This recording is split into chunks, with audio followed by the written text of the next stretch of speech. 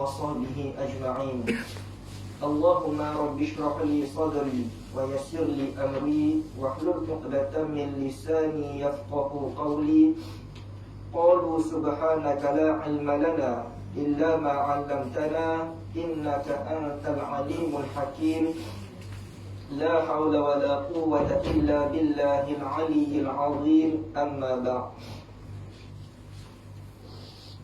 Tuan-tuan, puan-puan yang dirahmati Allah sekalian, alhamdulillah, sama-sama kita panjatkan setinggi-tinggi kesyukuran kehadirat Allah Subhanahu wa taala, kerana dengan izin Allah Subhanahu wa taala kita masih lagi dipertemukan pada hari ini. Alhamdulillah, sebentar tadi telah kita selesai menunaikan solat fardu subuh secara berjamaah, dan insya-Allah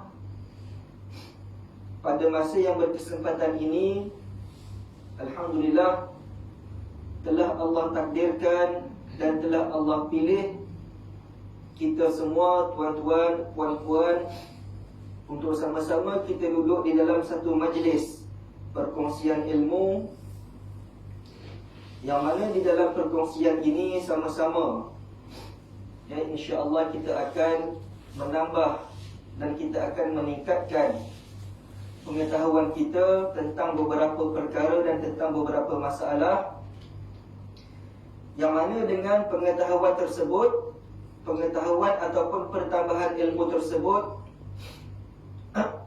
tujuannya supaya untuk kita dapat memahami, ya, tentang beberapa masalah ataupun beberapa perkara yang mana bila kita dah faham, mudah bagi kita untuk kita amalkan, mudah untuk kita praktikkan, dan mudah untuk kita sampaikan kepada orang lain. Jadi tuan-tuan dan puan-puan yang dirahmati Allah sekalian, perbincangan dan perkongsian kita pada pagi ini masih lagi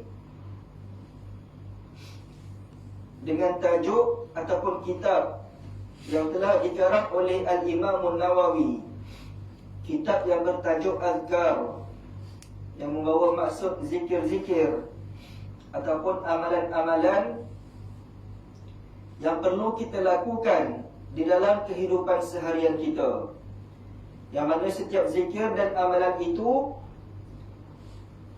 telah diajar ataupun diambil sumbernya daripada hadis-hadis Rasulullah sallallahu alaihi wasallam. Untuk apa? Untuk nak memudahkan kita supaya beramal.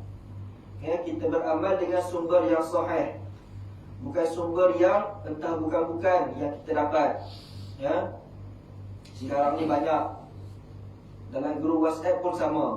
Ada saja orang kongsikan tentang beberapa amalan, tetapi amalan tersebut sumbernya tak tahu daripada mana dia dapat, ya. Takut bersalahan dengan apa yang diajar oleh Rasulullah sallallahu alaihi wasallam. Tapi yang diajar oleh Al-Imam Nawawi sumbernya sahih daripada hadis Rasulullah sallallahu alaihi wasallam.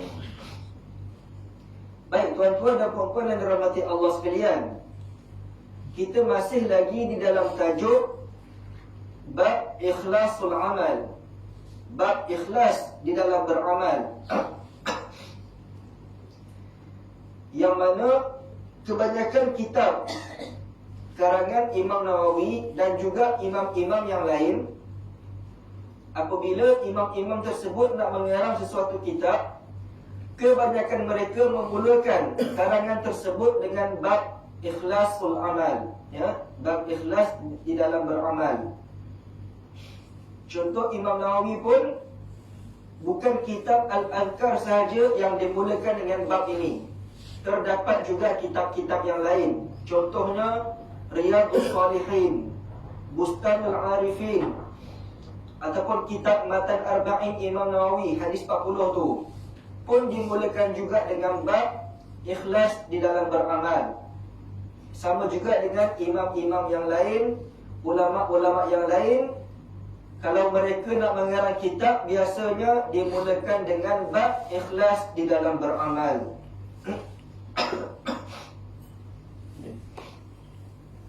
bab ikhlas di dalam beramal ini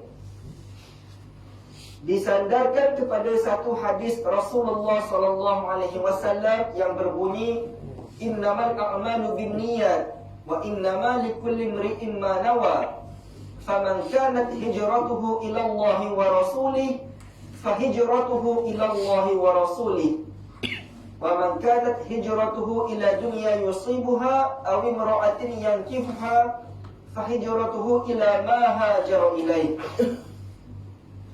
Maksudnya sesungguhnya setiap amalan itu dinilai berdasarkan niat, dinilai kepada niat.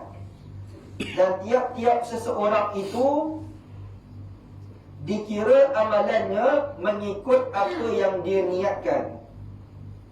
Barang siapa yang berhijrah kerana Allah Subhanahu wa taala, maka hijrahnya itu memang kerana Allah Subhanahu wa taala dan Rasulnya. Dan barang siapa yang berhijrah kerana habuan dunia, untuk mendapatkan habuan dunia, ataupun kerana perempuan yang ingin dinikahinya, maka hijrahnya itu akan dinilai ataupun akan dikira mengikut apa yang dia hajatkan. Ya? Jadi Nabi kata setiap amalan itu bersandarkan kepada niat. Dan di sini menunjukkan niat itu adalah salah satu komponen yang paling penting dalam setiap amalan ataupun dalam setiap ibadah. Sebahagian ibadah memerlukan niat yang khusus. Contoh solat, puasa, zakat, menunaikan haji dan umrah. Dan sebahagian ibadat tidak memerlukan niat yang khusus. Contoh, membaca Al-Quran. Itu ibadah, tetapi tidak memerlukan niat yang khusus. Apa lagi? Berzikir, ibadah, tidak memerlukan niat yang khusus. Dan lagi, sedekah contohnya, ibadah juga, tetapi tidak memerlukan niat yang khusus berbanding dengan ibadah zakat tadi. Ya.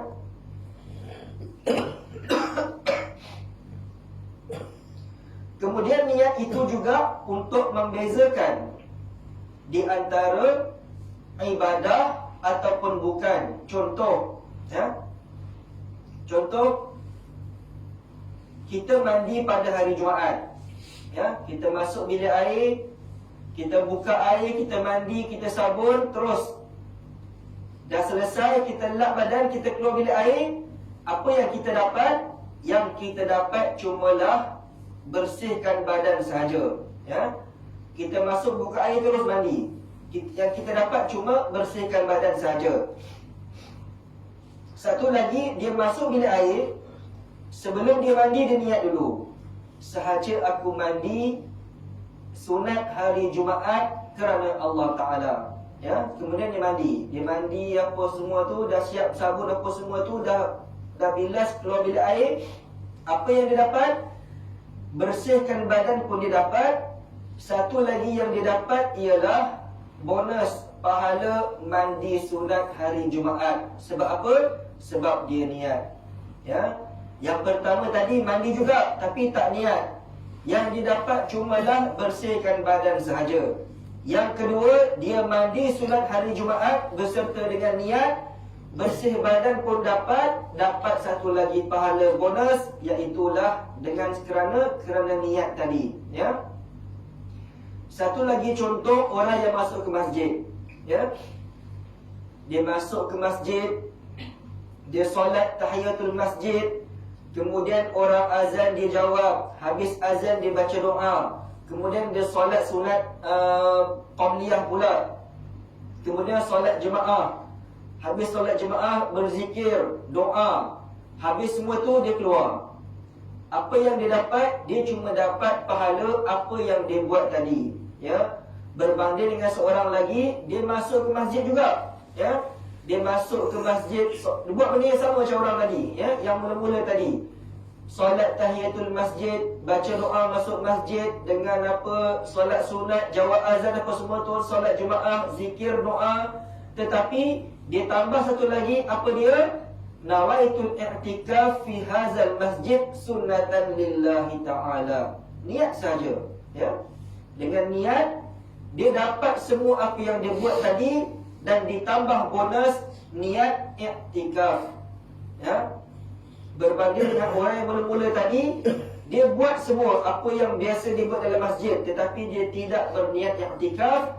Orang yang kedua, dia buat macam orang yang pertama, buat benda yang biasa masuk dalam masjid dan dia tambah dengan niat i'tikaf. Jadi dia dapat pahala bonus niat i'tikaf, besar pahalanya, ya. Sama juga dengan mandi sunat hari Jumaat tadi. Sebab apa Nabi dah bagi tahu, bila kamu bertemu masuk saja dalam hari Jumaat, maka mandilah, mandi sunat, ya. Itu salah satu daripada kelebihan ataupun fadilat hari Jumaat yang tidak ada pada hari-hari lain. Hari Sabtu, mandi karang sunat, niatlah macam mana pun, sahaja aku mandi sunat hari Sabtu kerana Allah Ta'ala, tak dapat apa-apa, ya.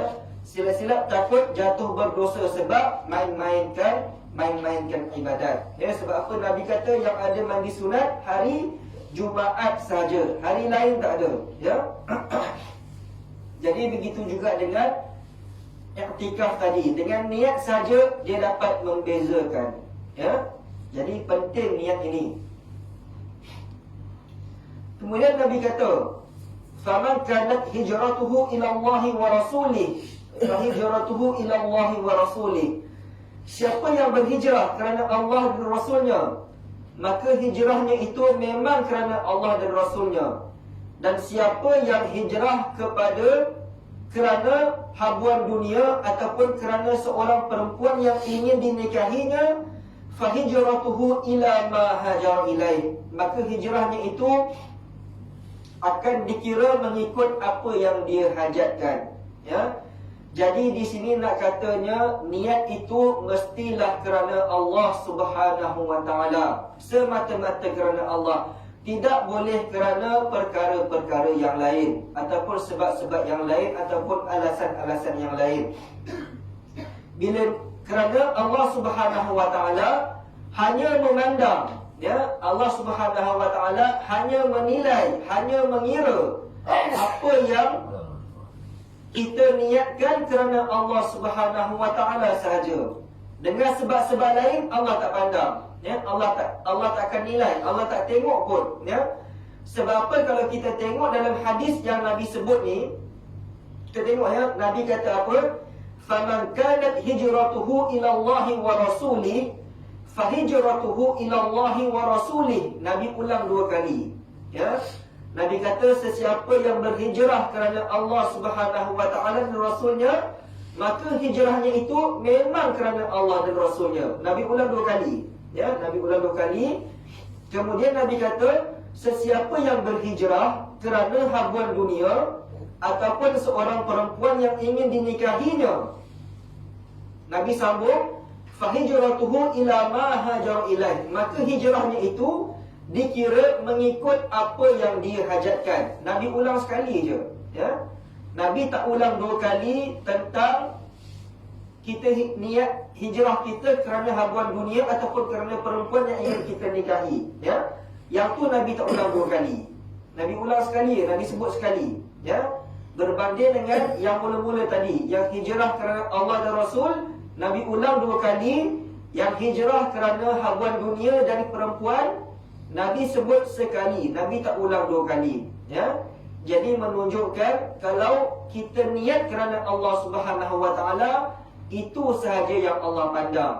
Kalau kita niat selain kerana Allah, kerana habuan dunia, kerana jawatan, kerana pangkat ataupun kerana sebab-sebab lain, itu Allah tak pandang, Allah tak nilai pun. Sebab apa? Dalam hadis pun Nabi cuma sebut sekali saja pasal niat selain kerana Allah Subhanahu wa taala, ya. Jadi nak katanya penting niat kerana Allah Subhanahu wa taala. Jadi setiap amalan kita, ibadah kita yang kita lakukan, tidak boleh niat selain daripada Allah Subhanahu wa taala, ya. niat kita macam mana pun mestilah kerana Allah Subhanahu wa taala. Itulah baru yang Allah pandang, baru yang Allah nilai, yang Allah akan berikan ganjaran dan Allah akan berikan pahala. Selain daripada itu, apa yang kita nak, kita akan dapat. Kita nak harta, insya-Allah Allah bagi harta. Nak pangkat, Allah bagi. Nak kuasa, Allah bagi. Pahala, minta maaf, Allah tak bagi. Sebab apa? Niat bukan kerana Allah Subhanahu wa taala. Kemudian niat kerana Allah Subhanahu wa taala inilah yang akan menyelamatkan amalan kita, yang akan menyelamatkan ibadah kita, ya. Ini seperti yang telah dikatakan oleh seorang ulama yang bernama Fudail bin Iyad. Fudail bin Iyad ini, tuan-tuan dan puan-puan yang dirahmati Allah sekalian, adalah seorang ulama tasawuf, ahli sufi yang sangat hebat. Tetapi asalnya Fudail bin Iyad ini, dia adalah seorang penyamun, ya. Dia kepala penyamun. Dia ni, kalau nak kata samsing ni, dia lagi samsing daripada 6 jahanam. 6 jahanam dia samsing, tapi dia samsing dia 6 orang. Seorang tak jadi. Tapi Fudail bin Iyad ini, dia seorang samsing, dia lagi hebat sebab samsing dia seorang je, ya. Dia masa dulu, masa zaman Rasulullah dulu, biasalah orang Arab ini, diorang selalu mengembara, ya. Diorang berdagang, diorang mengembara daripada satu tempat ke satu tempat yang lain, ya. Dia pergi tempat ni, dia ambil barang, kemudian dia pergi pula ke tempat yang lain untuk nak berniaga. Kemudian Fudail bin Iyad ini, dia seorang samsing. Dia dah ada kawasan dia, dia jaga kawasan dia, seorang dia je, ya, memang hebat. Setiap pedagang yang lalu kawasan dia mesti kena, ya, memang kena paunya, tak boleh, takkan lepas. Masuk je kawasan dia memang kena. Kemudian pada satu hari adalah satu kabilah ataupun satu kumpulan, satu rombongan pedagang. Mereka ni nak meneruskan perjalanan, tapi mereka berhenti rehat hampir dengan kawasan Fudail bin Iyad. Dan kumpulan pedagang ni, dia ada seorang penunjuk jalan, ya. Dia macam ni lah, pemandu pelancong lah, dia tunjuk jalan. Kemudian kumpulan ni, bila dia nak pergi ke tempat yang lain, diorang nak lalu kawasan Fudail bin Iyad. Bila nak lalu ke kawasan Fudail bin Iyad, pemandu pelancong ni dia bagi tahu dah, ya, kita tak boleh masuk kawasan ni. Kalau kita masuk kawasan ni, kamu semua habis, ya, sebab kawasan ini telah dijaga oleh Fudail bin Iyad. Dia ni seorang samsing, ya, kepala penyamun. Kalau masuk kena, lalu kawasan ni kena, ya. Bila pemandu pelancong ni cakap macam tu, Fudail bin Iyad masa tu dia ada dekat situ, ya. Dia dengar apa yang telah diucapkan oleh pemandu pelancong tadi. Bila dia dengar pemandu pelancong tu cakap macam tu, dia terasa, ya, tiba-tiba dia terasa betapa jahatnya dia, kejamnya dia, ya, ganasnya dia, sampai orang pun takut nak lalu kawasan dia. Dan dari situ dia telah menerima hidayah daripada Allah Subhanahu wa taala, dan dia merasa insaf, ya. Dia rasa insaf, dia rasa nak bertaubat.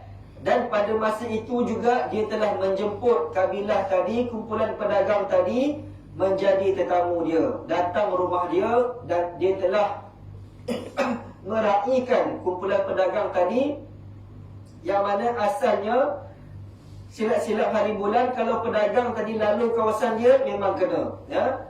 Tapi sebab atas hidayah daripada Allah Subhanahu wa taala, Fudail bin Iyad bertaubat, insaf, dia telah meraihkan kumpulan pedagang tadi menjadi tetamu dia. Dan selepas daripada itu, Fudail bin Iyad menjadi seorang ulama yang hebat, ahli tasawuf yang hebat, ahli sufi yang hebat. Dan Fudail bin Iyad dia kata apa? Dia kata meninggalkan amalan meninggalkan sesuatu amalan kerana manusia, itu dianggap sebagai riya. Dan melakukan amalan dengan sebab manusia, itu adalah syirik. Ya. Ini Fudail bin Iyad kata. Dan ikhlas di dalam beramal, itulah yang akan menyelamatkan kita daripada kedua-duanya. Ya, dia kata tadi, meninggalkan sesuatu amalan itu kerana manusia, itu adalah riya. Ya. Dia berbeza pendapat dia dengan pendapat kita. Kalau pendapat kita orang awam, kalau kita buat sesuatu amalan kerana orang lain, itu baru dianggap riya. Tetapi pendapat Fudail bin Iyad, kalau kita meninggalkan sesuatu amalan kerana manusia, itu riya. Ya, contoh, ya. Contoh tuan-tuan rajin ke surau, rajin ke masjid solat jemaah. Kawasan jiran-jiran tuan-tuan ni tak ramai yang rajin, ya. Jiran-jiran tak ramai, tak pergi solat pun, tak pergi solat jemaah. Tuan-tuan seorang saja yang pergi, ya. Bila tuan-tuan pergi, jiran-jiran cakap, tu pergi masjid tu nak menunjuk dah tu, ya. Nak menunjuk dia rajin solat jemaah, ya. Jadi bila jiran-jiran cakap macam tu, tuan-tuan rasa kalau orang nak cakap macam ni, baik aku tak payah pergi, ya. Baik aku solat di rumah. Jadi bila tuan-tuan tinggalkan solat jemaah, tak pergi surau, tak pergi masjid, sebab apa? Sebab tak nak jiran-jiran cakap, itu baru dianggap riya. Mengikut pendapat Fudail bin Iyad, itu adalah riya. Ya, itu riya perbuatan tersebut. Kita tinggalkan sesuatu amalan kerana manusia, itu dianggap riya. Tetapi kalau kita melakukan sesuatu amalan kerana nak mendapat pujian manusia, itu syirik. Ya, itu pendapat Fudail bin Iyad. Kalau pendapat kita orang awam, kalau kita melakukan sesuatu kerana nak dapat pujian orang lain, itu baru dianggap riya. Ya, tetapi pendapat Fudail bin Iyad, dia kata kalau kita buat sesuatu kerana orang, itu dah jatuh syirik. Ya. Jadi nak menyelamatkan kita daripada riya dan syirik tadi, kita mestilah ikhlas semata-mata kerana Allah. Ya. Kita pergi surau, orang cakap pun kita pergi. Kita pergi surau, orang tak cakap pun kita pergi. Kita sampai juga ke surau. Ya. Kita buat kerana Allah. Kita nak mengharapkan apa-apa yang kita buat tu semua kerana Allah. Ya. Bukan sebab benda lain. Ya. Orang cakap ke, orang tak cakap ke, kita tetap sampai. Kita tetap buat juga amalan tersebut. Bukannya bila orang tak cakap kita buat, bila orang cakap kita tak buat. Ya, bukan macam tu, ya. Kalau ikhlas, dia tetap buat. Dia tetap buat, tak kiralah apa pandangan orang, kerana yang dia nak hanyalah Allah saja lihat. Orang lihat dia tak peduli, ya. Dia nak apa yang dia buat tu Allah lihat, semata-mata kerana Allah Subhanahu wa taala. Baik, Imam Qushairi pula berkata tentang ikhlas. Ikhlas ni apa dia? Ikhlas ini ialah mengesakan Allah Subhanahu wa taala dalam ketaatan dengan niat yang tulus. Maksudnya, dengan ketaatannya tadi, dia hanya nak dekatkan diri kepada Allah Subhanahu wa taala. Bukan sebab benda-benda lain. Bukan untuk dilihat oleh makhluk. Ataupun bukan untuk mendapat pujian. Ya, yang dia buat itu memang kerana Allah Subhanahu wa taala. Orang tengok ke, orang tak tengok ke, dia buat itu, dia buat sesuatu amalan, dia melakukan sesuatu ibadah, tak kiralah sama ada orang ataupun tak ada orang, dia tetap buat. Ya, kerana yang dia buat itu dia nak Allah yang tengok, bukan orang tengok. Ya, bukan dia nak tunjuk kepada makhluk, bukan dia nak dapat pujian daripada manusia ataupun pujian daripada orang lain, bukan. yang dia buat hanyalah melainkan hanya untuk dekatkan diri kepada Allah Subhanahu wa taala semata-mata. Kemudian Imam Zunnun Al-Misri mengatakan tentang ikhlas juga. Ikhlas ini ada tiga alamat. Ikhlas ini ada 3 tanda-tanda. Tanda-tanda ikhlas yang pertama ialah kedudukan yang sama. Ya, kedudukan yang sama, tak kiralah sama ada dia mendapat pujian ataupun dia mendapat kecaman. Ya, dia buat sesuatu amalan tersebut, dia tak kiralah orang nak puji ke, orang nak kecam ke, orang nak marah ke, apa ke, dia tak peduli. Dia tetap buat. Ya, kedudukan dia sama. Ya, dia tetap juga buat.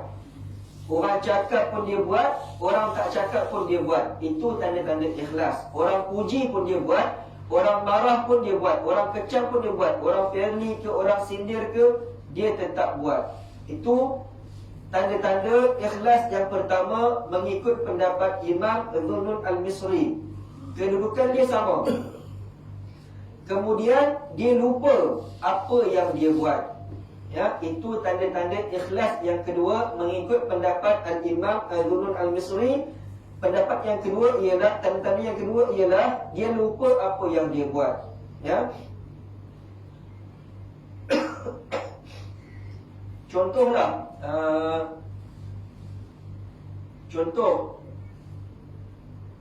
contoh kadang-kadang dia berlaku, ya, berlaku di kalangan AJK surau, ya, tapi bukan surau ni, ya, sini surau lain, ya. Kadang-kadang surau ni, contohlah surau baru kan, surau baru adalah AJK yang naikkan surau ni, ya. Dia naikkan surau, dia hidupkan surau, dia imarahkan surau. Asalnya daripada surau tu tak ada apa-apa. Kemudian surau tu dah jadi, kira aktif lah surau tu, ya. Kemudian bila sampai tempoh pertukaran AJK, bila jemaah nak lantik AJK baru, nak lantik AJK baru, AJK yang lain, AJK yang lama dia mula bersuara, ya. Dia mula bersuara, dia kata apa? Surau ni dulu aku yang buat, ya. Aku yang hidupkan, aku yang buat itu, aku yang buat ini, macam-macam semua aku buat. Tiba-tiba nak lantik pula orang lain. Lantik orang lain, belum tentu pula dia boleh buat macam mana yang aku buat, ya. Itu tanda-tanda, nampak dah, ya, nampak. Sebab apa? Imam Zunnun Al-Misri kata tanda-tanda orang yang ikhlas, dia lupa apa yang dia buat, ya. Walaupun dia dah naik ke surau, dia dah aktifkan surau, duit dia dah banyak habis untuk surau, tapi sebab ikhlas dia, walaupun nak dilantik AJK baru, dia redha. Tak apalah, buat. Sama-sama kita buat. Ya, sebab apa? Surau ni dia tahu bukan dia punya. Ya. Dan dia buat itu kerana Allah, semata-mata ikhlas kerana Allah. Jadi dia diam. Jadi kalau ada yang bersuara, itu nampak, ya, ada tanda-tanda dia, ada ciri-ciri dia, nampak dia tidak ikhlas apa yang dia buat. Dia nak mengharapkan pujian, dia nak mengharapkan orang pandang dia, orang sanjung dia, ya. Sepatutnya tidak macam tu. Kalau ikhlas, dia lupa dah, ya, dia lupa apa yang dia buat, ya. Dia dah buat tu dah cukup. Dia takkan ungkit lagi dah, ya. Tapi macam tadilah, ya, bukan surau ni, ya. Surau ni insya-Allah. Yang lain semua surau ni okey semua insya-Allah, ya. Yang ni cerita surau lain, ya. Baik tuan-tuan, itu tanda-tanda ataupun alamat ikhlas yang kedua. Yang pertama tadi kedudukan yang sama, tak kira lah orang cakap apa ke, orang puji ke, orang marah ke, orang kecam, orang keri, orang sindir, dia tetap buat, ya. Yang kedua, dia lupa apa yang dia buat. Dia dah buat sesuatu amalan tu, dia tinggal, dia lupa terus, ya. Dia tak nak ambil tahu dah. Yang dia tahu, dia buat, dia mengharapkan, dia nak Allah yang lihat, Allah yang nilai, bukan dia nak manusia yang nilai. Kemudian tanda-tanda yang ketiga, tanda ikhlas yang ketiga mengikut pendapat Imam Zunnun Al-Misri ialah mengharapkan pahala amalan di akhirat. Ya, dia mengharapkan apa yang dia buat itu dia nak, ya, dia nak pahala dia nak pahala di akhirat nanti. Dekat sini dia tak nak, ya. Orang nak puji ke, orang nak bagi apa-apa ke, semua dia tak nak. Yang dia nak hanyalah pahala amalan di akhirat semata-mata kerana Allah Subhanahu Wa Taala. Dia nak yang tu je, ya. Dia nak bila dia balik, Allah dah panggil dia nanti di padang mahsyar. Dia nak satu, timbangan dia lebih berat, ya. Timbangan amal kebaikan dia lebih berat daripada timbangan amal kejahatan dia, ya. Itu yang dia nak, ya. Bila dia dah dapat benda tu nanti, bila Allah panggil dia timbang amalan, tengok-tengok timbangan amalan kebaikan lebih berat, itulah yang dia paling seronok, ya. Sebab apa? Itulah dekat dunia ni, apa yang dia buat, dia nak benda tu, ya. Dia nak pahala amalan di akhirat nanti. Dekat dunia ni tak ada apa-apa, lantaklah, ya. Apa yang dia buat tu memang semata-mata kerana Allah, dan dia nak pahala amalan di akhirat, ya. Ini yang telah dilakukan, ini yang telah diamalkan oleh sahabat-sahabat Nabi, sahabat-sahabat Rasulullah sallallahu alaihi wasallam, ya. Sanggup berkorban apa sahaja, ya. Kadang-kadang harta tu habis dibelanjakan untuk